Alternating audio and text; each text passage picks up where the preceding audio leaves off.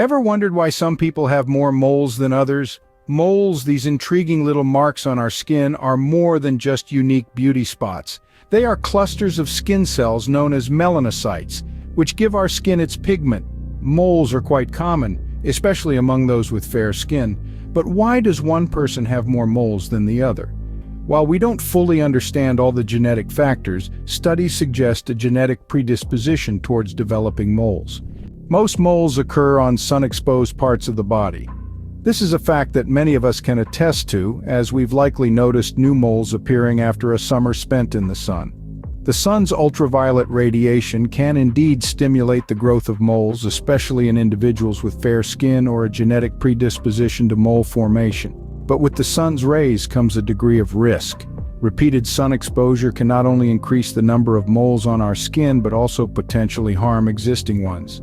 The ultraviolet radiation can damage the DNA within our skin cells, including the melanocytes that form moles. This damage can trigger changes that lead to the cells becoming malignant or cancerous, particularly in individuals who carry genetic risk factors.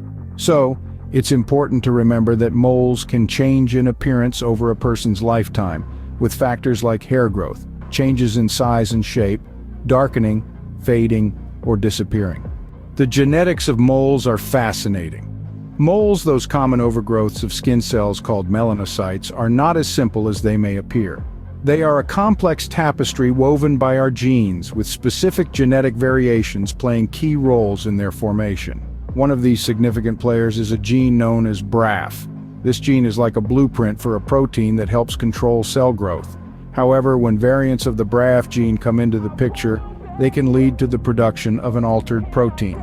This altered protein can cause melanocytes, the cells responsible for our skin color, to clump together, leading to the formation of a mole. But the plot thickens.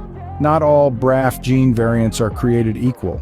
Some of these variants may even increase the risk of a mole becoming malignant or cancerous. This is where the role of genetics in moles becomes even more crucial.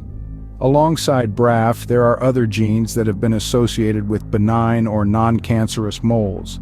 These include FGFR3, PIK3CA, and HRAS. Variations in these genes could also contribute to the formation of moles, making the genetic landscape behind moles a diverse and complex one. Now, it's important to remember that genetics is only one part of the story.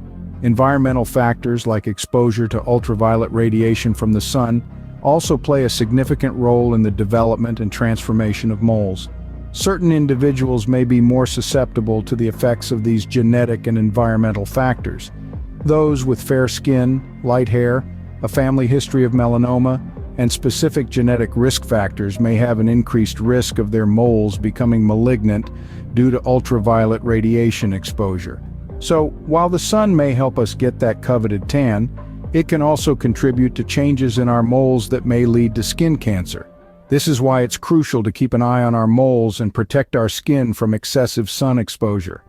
Susceptible individuals with fair skin, light hair, a family history of melanoma, and genetic risk factors may have an increased risk of malignant transformation of moles due to ultraviolet radiation exposure.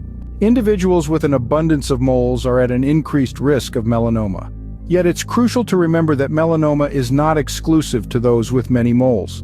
Intriguingly, this cancer can also occur in people with few moles and even in areas not typically exposed to the sun. This reminds us that while sun exposure and number of moles can be significant factors in risk assessment, they are not the sole determinants. Ongoing research continues to delve deeper into this complex landscape. Scientists are working tirelessly to identify additional susceptibility genes. Their objective? To better understand the intricate relationship between the genetics of moles and their potential to develop into cancer. This research has far-reaching implications. It can provide valuable insights for prevention strategies, early detection, and treatment options. Remember, the more we understand the genetics of moles, the better we can protect ourselves and our loved ones from potential risks.